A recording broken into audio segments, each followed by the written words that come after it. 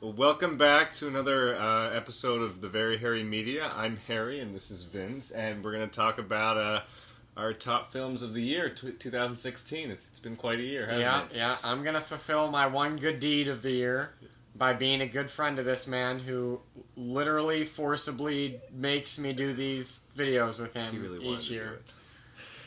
That's what he tells Third himself year to running. sleep at night. Third year running. Yeah, Pretty exciting. So I'll go first, and I'll say that overall, I thought it was a fairly weak year for movies, which I thought was the case for last year as well. But I do think it might have been better than last year, and it's like certainly my top movies I really liked, and I'd even say my top 9 I really liked. It's really just my 10th movie that I don't really feel like belongs on the top 10, but some of the other movies that I saw this year just were very disappointing, not that good. Those would include X-Men Apocalypse, Secret Life of Pets, Love that Pop Star, which I had high expectations for. So you're not you don't really have any honorable mentions. You No. just have mentions. The only honorable mention I'll give is that I never saw Finding Dory, which I will see. But I just knowing okay. that I don't like my 10th movie that much, Mm-hmm. I can pretty much guarantee Finding Dory would have made the top 10 had I seen it. Fair So I'll enough, give that fair enough. disclaimer, and then I'll start with number 10. All right. Number 10 of 2016, Batman vs. Superman. It was not as bad as he's saying, Yeah, however, it it also was. wasn't fantastic. I'm certainly not really making a case for this movie. It was just better than some of the other movies I saw that I didn't really like, and it was kind of fun, really not that good, but it was certainly interesting and entertaining. Whatever. Number 9, and then from here on out are movies that I did genuinely like. Okay, good. So starting with 9 are movies that I genuinely like. Number 9 is Star Trek Beyond for me. Good one. I definitely really enjoyed it. It could have been higher on the list, but I saw it back over the summer and I don't remember that much from it, which at first I was like, well, that's not really fair to it, and then I was like, well, I guess it wasn't that memorable, but I remember really liking it. So Star Trek Beyond's number 9. All right. Number 8 is The Magnificent Seven. Didn't get around to seeing that one. Thought it could have been even better than it was, but it was really fun. Chris Pratt, Denzel Washington, which was weird, sure. the two of them in one movie, but also got me super stoked. And it was really fun. It was a well-done Western. I guess it was a take on 2 previous Westerns, an old Magnificent Seven as well as Seven Samurai. Yeah, Seven Samurai. And it was pretty sweet. It had good art, good action. Westerns aren't always my favorites, but it was certainly an enjoyable one. All right. And then number 7 for me was Zootopia. Yes. Had an excellent trailer. Had high expectations in the trailer.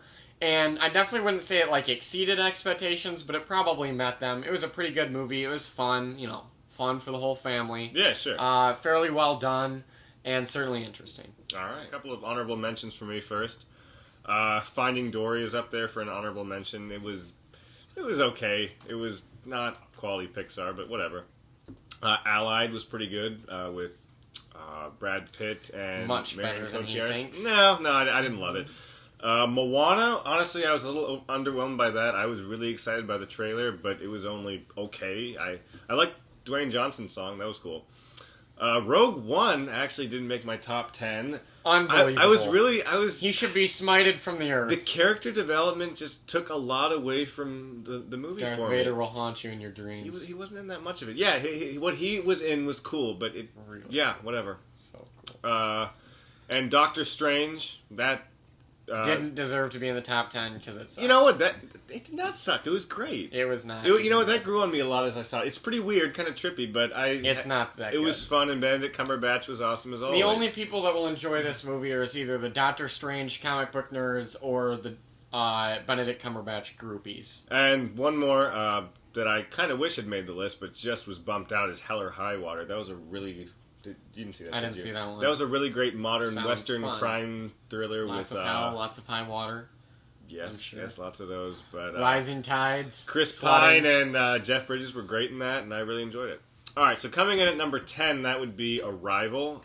This was a really, really great movie. I was excited for it because Denis Villeneuve, I think that's how you pronounce his name. Totally is. He directed Prisoners and Sicario, which were 2 excellent films, Prisoners. and this one is just up there with that. It's really great. It almost reminded me like an old throwback to like an old M. Night Shyamalan thriller, and it was really great. Number 9, this is something that we agree on, Star Trek Beyond as well. I saw this twice in theaters, actually. Fun. I had a lot of fun. I really like the new Star Trek films. Star Trek Into Darkness are both really great films. And I thought this wasn't as good as the first two, but I still had a great time I with would it. say The cast is great. I thought it was. The chemistry, they're so I good. thought it was not as good as the second one, but better than the first one. All right, fair enough. I still think the first one's entirely overrated. I disagree. But the second one was really good. Number 8, that would be Sing Street. That was a movie that was not on my radar screen until a couple months prior to it coming out. John Just to be Carter's clear, that is film. not the animated one with all the... No, yes, this is not Sing. pop This is Sing stars. Street. This is the live-action coming-of-age tale set in Dublin about a kid who starts a band to impress a girl. It's really, really entertaining, kind of funny, really heartfelt. Lots of great songs. I had a great time with that film. And then number 7 is a film that Vince did not see because he does not like scary movies. That would be The Conjuring I am 2. fine with scary movies. Oh, you don't Completely fine like with scary demon movies. film? I don't like the demonic stuff, man. I can understand that. Ugh. I love this film because the first Conjuring is great. I consider that Ugh. a Christian horror film, just given the power that they show that God has over the demons, and they showed that in this one just as well. I actually like this more than the first one. It was a great movie. Like you got invested with the characters. That's something that Rogue One didn't do.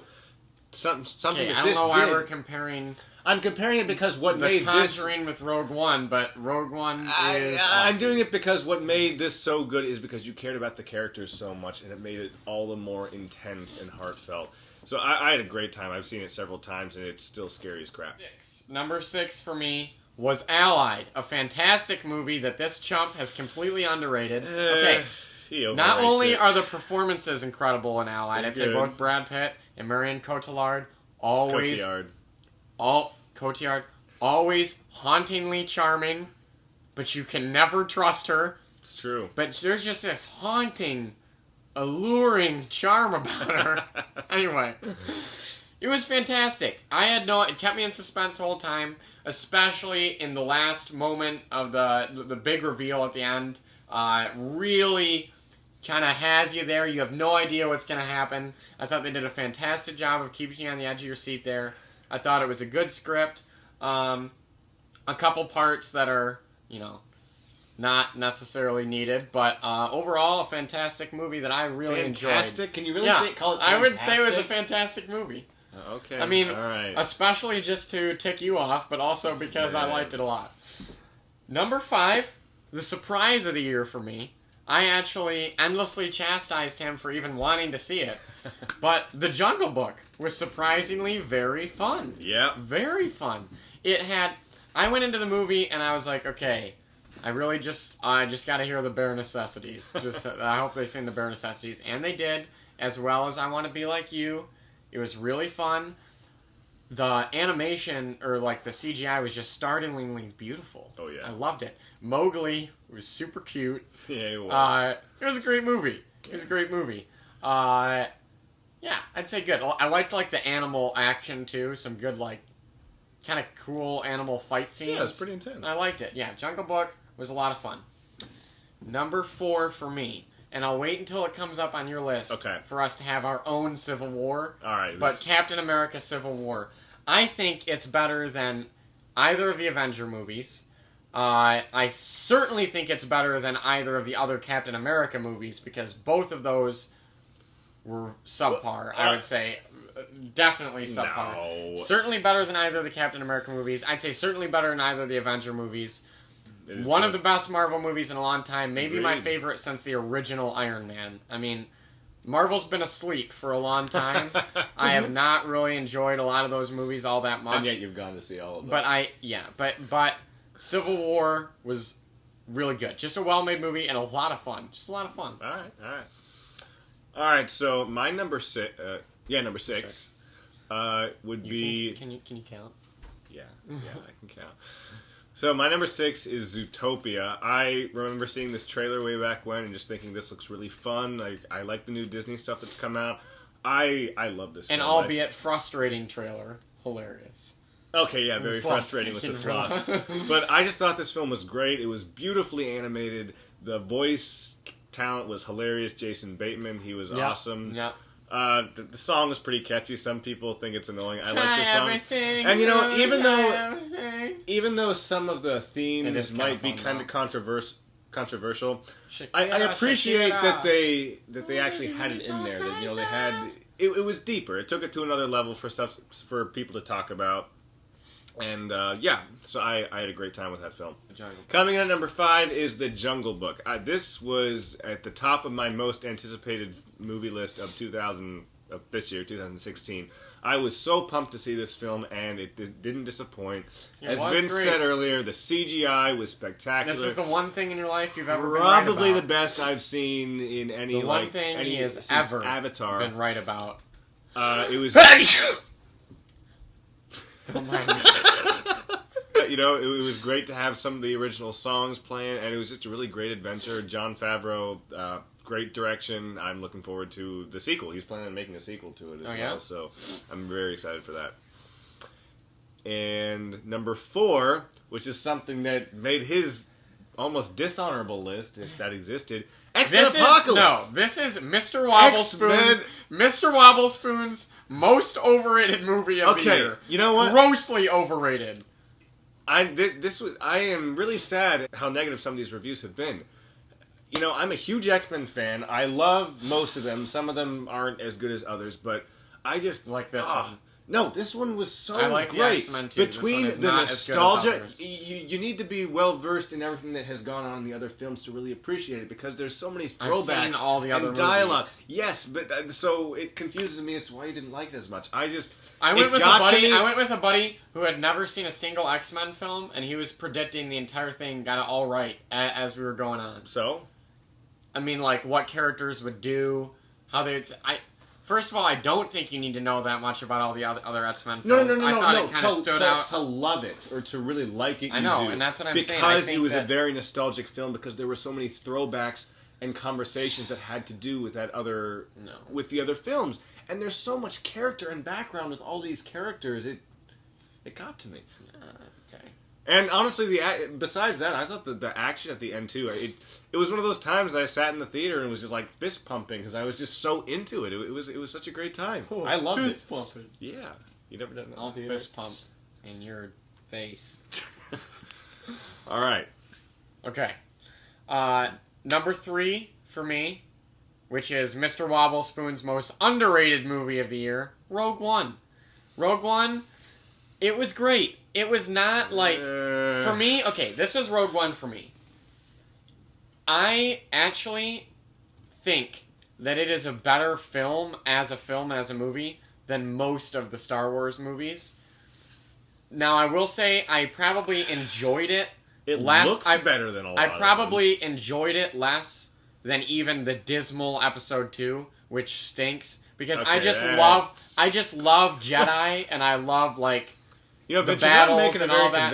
Argument. No, what I'm saying is, I enjoy the Star Wars movies so much, the main episode ones, even when it's a bad movie like Episode 2, that I didn't enjoy Rogue One quite as much. But that's a high bar to set, because I enjoy them so much. True. I still enjoyed Rogue One a lot, and I would say it's one of the better made Star Wars movies. If I still had to... I don't think you can really put them in a list with the main episodes, but if I did, Rogue One might still be at the bottom just because I enjoy the other ones more. But it's one of the better made films. It encapsulated some magic. Darth Vader is just sweet. Yeah, Darth Vader was fantastic. I really liked the new characters. Unlike you, I felt like they could have developed them better. But I thought Jin and whoever the Hispanic guy is, also, I felt like I knew them them enough that I totally know his name. See, that's the thing. Or something. I don't remember any of their names except Jin. Okay, but I thought it was fun. I'm one with the Force, and the Force is one with me, okay? And I'm right about this. Rogue One, was not like an episode of Star Wars, but it was still Star Wars, and it was still really fun, and I thought just a good movie. Just a real good movie. And I think Star Wars deserves a little bit more respect out of you blasphemous heathen pagan. I love Star Wars. Okay. I just didn't love Rogue One. Number 2 for me, and this is very difficult that it's not number one, because I actually ended up thinking about this quite a bit. You almost switched it? I was very close to switching. Number two, and I have a lot to say about this, so just stay with me for a second. Major, huge spoilers, okay? So if you've not seen this movie, skip this part, or you're probably not watching anyway. No one is, sure but they are. no one's watching. But if they are, major spoilers for my number two, which is La La Land. La La Land was just fantastic. Beautiful. It was so good. And I mean, could Emma Stone be any more perfect? She is unbelievable. I love her so much. This movie is beautiful. It's fun. It's actually still pretty sad to me, which I'll get into, but it is a masterpiece. Okay, so it encapsulates, and director Chavez, or whatever, what's his name? Damien Chazelle. Really, this is what he was going for, and he achieved it perfectly. He wanted a contemporary story with contemporary characters and themes that still brought you back to the magic of a 1950s musical when they started singing and dancing, which is exactly what it did. It had aspects of the golden era of Hollywood, but showed a very real negative aspect of Hollywood that none of those movies would have dared to show. It also had a real couple going through real relationship struggles that a lot of those movies wouldn't show. Yeah. And I'm not dogging on them. I love classic 1950s musicals. Sure. But it was just something different. It was something we hadn't quite seen before. It was this hybrid of a modern movie and a 1950s musical. It was just a masterpiece. Ryan Gosling does all of the piano playing in that movie himself. Yeah, that's pretty He did amazing. not know piano before that movie. Really? He mastered the piano for that movie. Oh, I didn't know that. And John Legend, who's in the movie and is already a master piano player, actually said he was jealous of how quickly Ryan Gosling learned How piano. about that? And also, the funny thing is, he's not an actor, he's a musician, but he's brought in for this film, does a fantastic job. That's great. And it's funny that they bring in a musician and then he had to learn an instrument he didn't know because John Legend learned guitar for the movie. But anyway, Ryan Gosling and Emma Stone's chemistry is just ridiculous. The whole movie hinges on them. It's fantastic. All the music is incredible. I cannot remember a time I have gotten this emotionally invested in a film to the point where at the end, when they don't end up together, I was emotionally devastated for the rest of the day, for a couple days. I was thinking about it a lot and I could not stop. It was like I was so emotionally invested in this movie. And though I am still very much disappointed, and if I had my way, they would be together, it actually does make it a better movie that they're not, because it's not just pure entertainment. This film gives a message. And without boring you with all the details, it gives a message about relationships and how you have to be able to make sacrifice, which neither of the characters are able to do at that time. One of them ends up very happily married with a child. Obviously, she kind of grew up. And I like to, for my own sake, think that at the end, when they share that look and stuff at the end and everything, that was his closure, and then he'll be able to go get happily married someday too, because he's learned his mistakes. He's learned his mistakes from the past relationship in which he realizes I was not able to make her my new dream, put my dreams aside, and sacrifice for her, which neither was she for him. So they end up both following their dreams. The interesting thing about this movie is that you realize at the end, this is not a movie about their relationship. It's not about the relationship. It's about dreaming. And which makes this time... I had a really hard... I'm sorry. I just have so much to say about this movie. You're going on I have much less to say about my number one. But I'll give my reasons why it's number one. But anyway, the thing is about this movie is that I've completely lost my train of thought. And it's about dreaming. And the whole movie, they're dreaming about their futures and what they want to do, and they have these dreams they want to attain. And then at the end, he's dreaming about what he could have done better. Yeah. The regrets that he has. And that's a lot of people's stories. You spend your whole life looking forward. Especially in Hollywood, probably. And then you're looking back. Exactly. And for him, I do think, like, he just needed that closure with her at the end. He has that closure, just that look. and then he realizes, okay, I made mistakes in that last relationship. He's going to learn from that. She's clearly learned from that. Very happily married with a child. That's the other thing is I cannot. I have to believe that she's very happy, and she definitely seems it. Oh yeah. But Emma has to be happy. Okay, I cannot deal with her not being happy. So, in the end, I would not say it's a sad ending. It's sad to me that they don't end up together. Bittersweet. But it makes it more of a masterpiece of a film than it already was. I have even more I could say, but I'll just. La La Land was fantastic. Yeah, that was a pretty much and also sad, review but in itself. fantastic. All right. So my number 3 is one that he had a little lower on his list. That would be Captain America: Civil War. Unlike him, I am a big fan of the first 2 Captain Americas. The first one is probably the weakest, but I still think it's really fun. The second one, I will never understand why this guy doesn't like it as much. The second one, up until this one, I think was my favorite MCU film. This one, I think, topped that. It's probably the best just because, first of all, it has one of the best, I think, action sequences in any of those films. Yeah. But also just the history between the characters and, you know, the so inner now, turmoil. Good God, let me tell you why you're wrong, though. Why am I wrong? You're wrong about the side that you took. We're going to Why? have our own civil war here, okay?